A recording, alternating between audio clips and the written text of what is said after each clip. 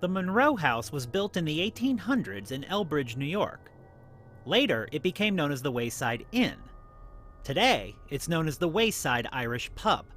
And since the 1960s, many people have reported paranormal experiences in this location. It also appears that paranormal experiences are quite common here. When we posted on social media that we had investigated this location, we received literally dozens of comments from people telling their own stories of ghostly activity within its walls. And while there are many reports, most of the paranormal activity seems to revolve around a couple of specific spirits. There's Sarah, the spirit of a young girl who is believed to have hung herself on the 3rd floor, Squire Monroe, the original owner of the building, and an unknown soldier who is said to have passed away at the inn. There are also many reports of poltergeist activity, from pictures flying off the walls to glasses being tossed off the bar. There are a lot of stories, but not a lot of documented evidence, so we set out to validate the experiences of the hundreds of people who have had memorable encounters in this location. Something important that we need to point out. One of the misconceptions you can get from watching paranormal television shows is the idea that all businesses just close up shop while they're being investigated. In truth, TV networks pay locations a lot of money to close while they're filming, something we simply cannot do. As a result, we investigate many locations while they're open for business, especially if most of that business takes place at night, which in a bar or a restaurant, it does. So we scheduled the investigation on a Thursday night, which is normally their least busy night of the week. Normally. It turned out to be one of the busiest Thursday nights they've had in a long time. As a result, we were really only able to properly investigate the 2nd and the 3rd floor.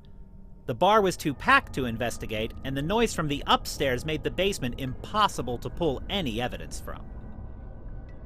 The other thing you're likely to notice is how the upper floors are decorated.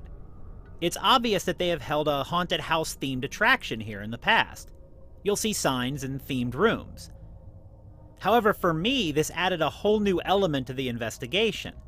I have a phobia of mannequins and dolls. I'm not sure why, but they've always bothered me. Phobias aren't always rational, but they are real. I have always felt that it's the eyes of the mannequins and the dolls that have bothered me. Well, one thing this location helped me learn, that if the ones with eyes bothered me, the ones without eyes bother me even more. Emily referred to this particular mannequin as my new friend. And, rational or not, I kept an eye on it all night. We set up 6 full-spectrum stationary cameras and started rolling well before the investigation began. Then we left the area and went downstairs. The point of this was to see if there would be any activity around the upper floors when we weren't present. It was during this time that we captured our first EVPs of the night. EVP stands for Electronic Voice Phenomenon, which is a spirit voice that is spoken in a frequency that the human ear cannot hear, but our equipment can. They can sound like a whisper, or have full vocal tone. The first 2 voices that we caught were actually quite nice, as the spirits seemed to be greeting us.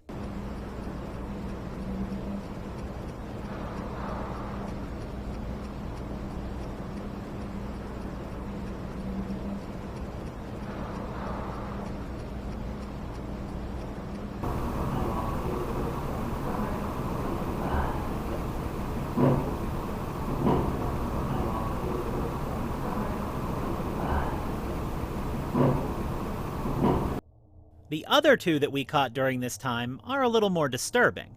One appears to be a child saying hurts, and the other is a scream.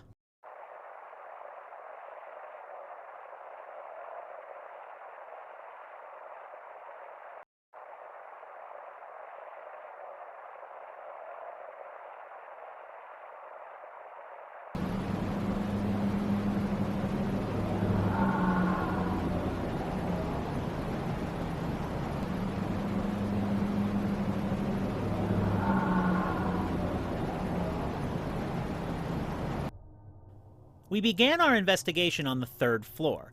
Since the building was open for business and there would be some noise coming from downstairs, we decided to use a piece of equipment called the Phasma Box. The Phasma Box uses chopped up sound bars which Spirit can use to manipulate sounds into words.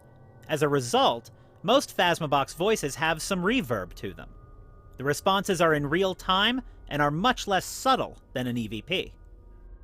We started off by attempting to talk to Sarah, the young girl who reportedly hung herself on this floor. However, the soldier apparently decided to pay us a visit.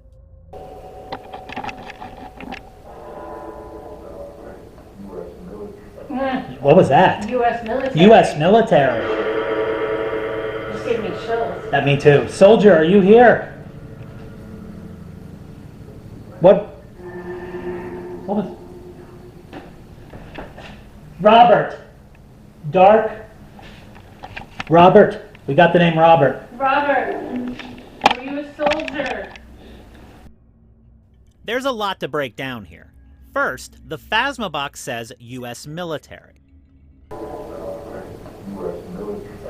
What was that? U.S. military. U.S. military.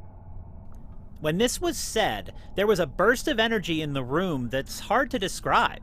We both mentioned that it gave us chills. Then, moments later, the Ovulus, which is sitting on the ledge in this room, says, Robert. The Ovulus device is a phonetic generator that puts out a list of about 500 words and names into the electromagnetic spectrum that spirits can use to communicate with us. In this moment, several words appeared on the screen simultaneously. So many, in fact, that the word Robert was gone from the main screen by the time I got the camera over there. However, looking back at the log in the system, you can clearly see that the word Robert came up. However, that is not the most compelling part of this sequence. A few moments later, our camera, just outside the door in the hallway, captured something that validates what the Ovulus just said.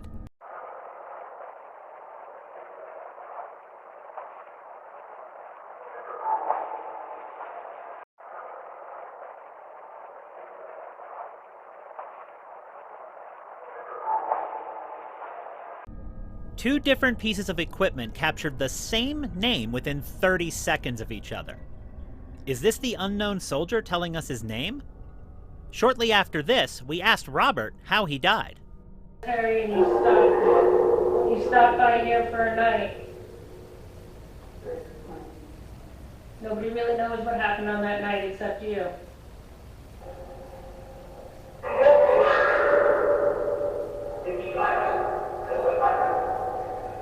That was something. I know. Did he fight, I want to fight? Is that what you heard? Heard something about fighting.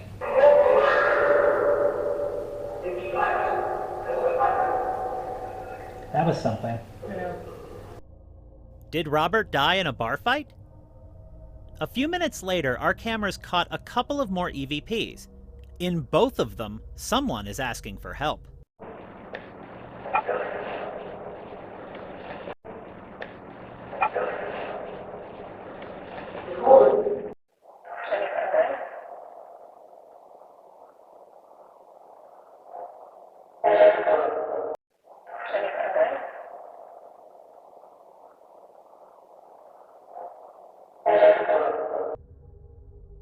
After this room, we began to use the Spirit Box.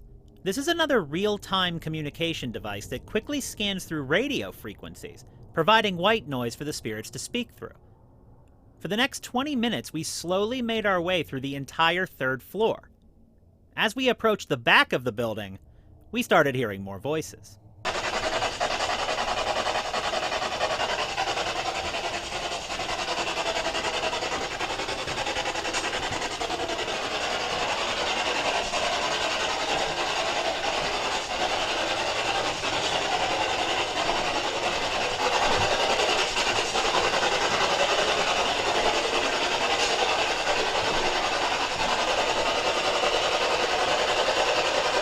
I heard something there.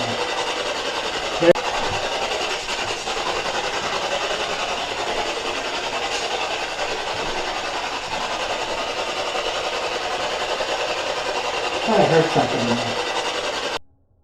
Not going to lie, that one is a little creepy. Not only for the sing-song "I see you" voice, but also that we do not feel this voice came through the Spirit Box, as it doesn't interrupt the chain of white noise in any way. We believe this was a disembodied voice, as I clearly heard it.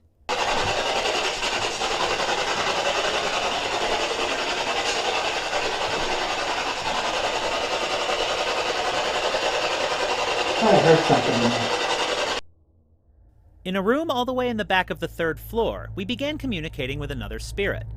The next several minutes led to some of the most amazing spirit box responses we have ever received. As you watch this sequence, notice all the light anomalies that are going on around me. It was at this point that all activity for the rest of the night started centering around me. Remember that for later. I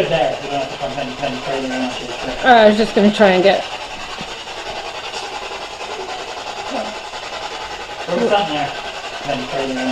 I was just going to try and get... There was something there.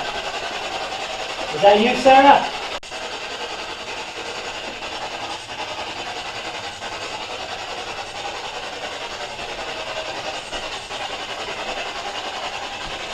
Why did you hang yourself? You're sorry. But it had to happen. That way for you.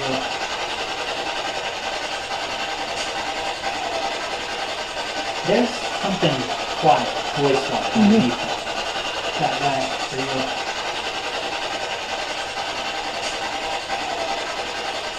There's something quiet, voice-like underneath it. And you have a light anomaly circling around you. Sarah, is that you?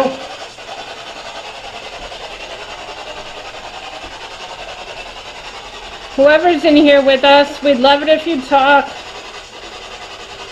Dan has the opportunity right there. I know it's loud, but it makes it easier for you to talk to us. I heard something. I know it's loud, but it makes it easier for you to talk to us. I heard something. Less energy that you have to expand to do so.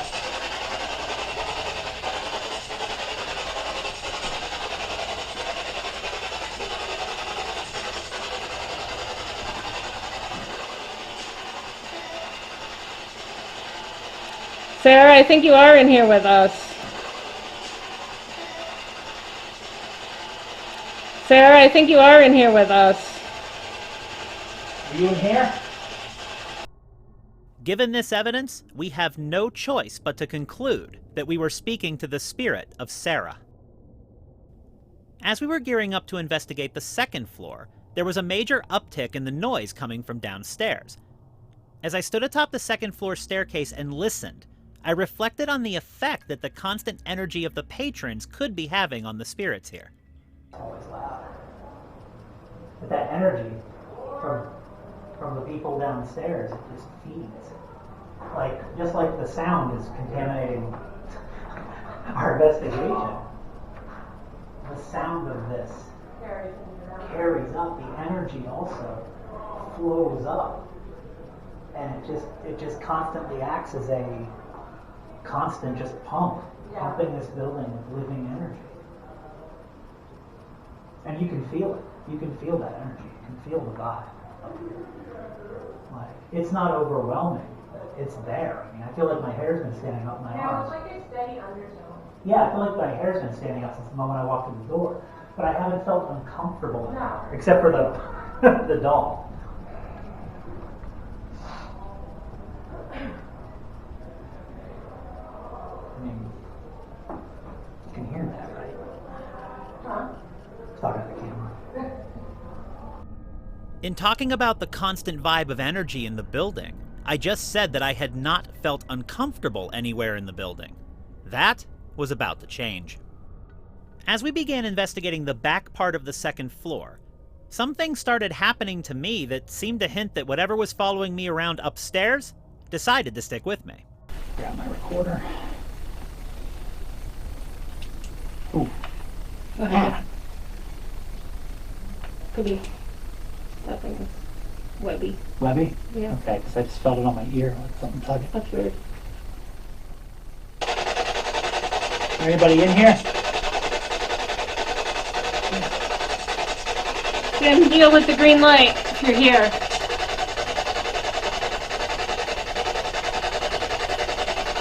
Just like, Well, who's getting Dan's ear? There's nothing to there's anything coming from it.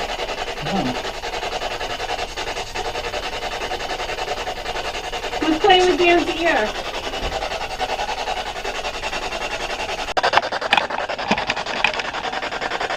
Want me to hold it? Who's tugging on my ear? I felt like a bunch of cobwebs, and they feel like they're falling on my ear. This room's clean. You up to no good back there? Huh? What do you got to say? I felt something tugging on my ear. Like a cobwebby, you know how that feels.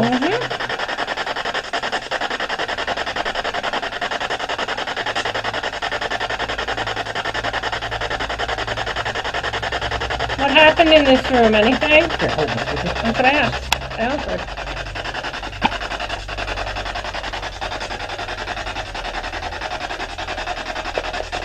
I just feel like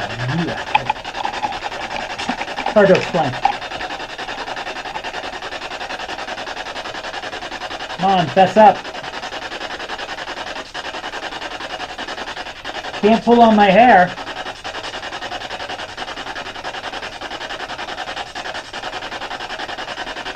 You want to tap me on my head?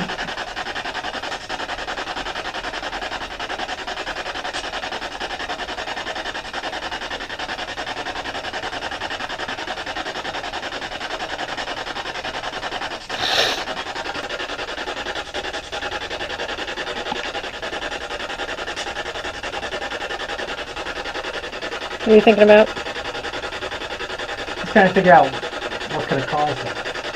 I mean, we're not near a wall. I mean, the thing, it has like attachments on it, but it's not. It's not like a spider web. I mean, you know what that means sometimes. What?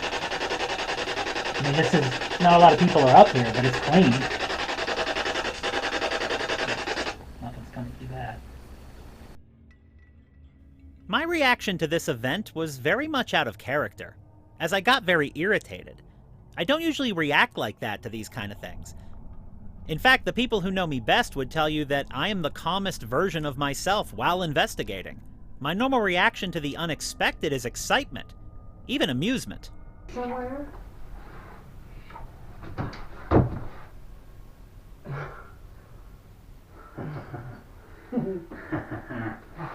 I think when I walked over here.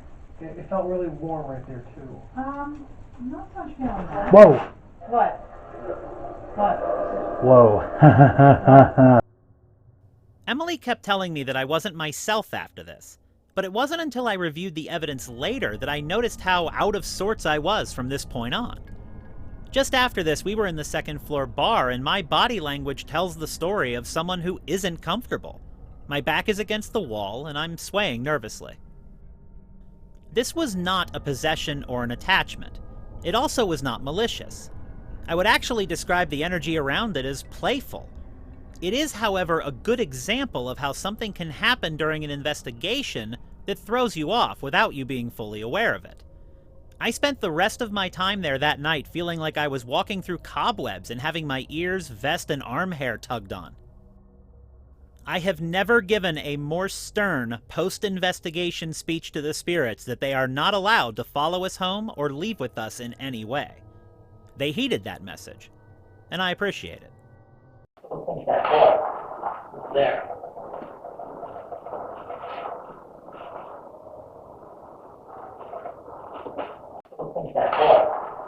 There.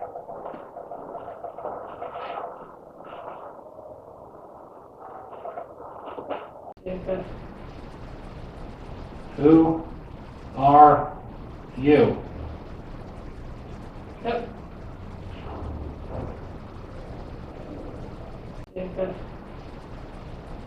Who are you? Yep.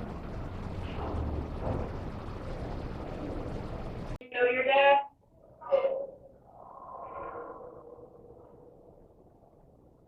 You know your dad?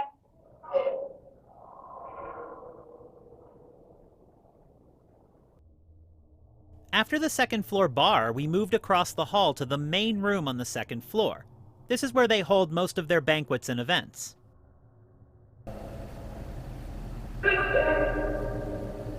that? I don't know. It's a very regal sounding voice. That was about us. Huh? Yeah, What's that's about us? yeah. I don't know. It's a very regal sounding voice. That was about us. Huh? Yeah, What's that's about us? yeah. You moving around us now?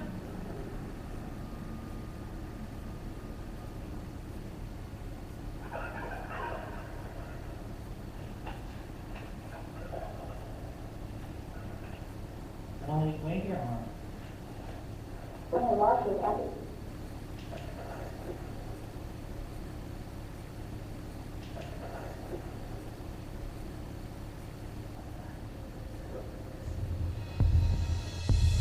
The Wayside Irish Pub lived up to its legends.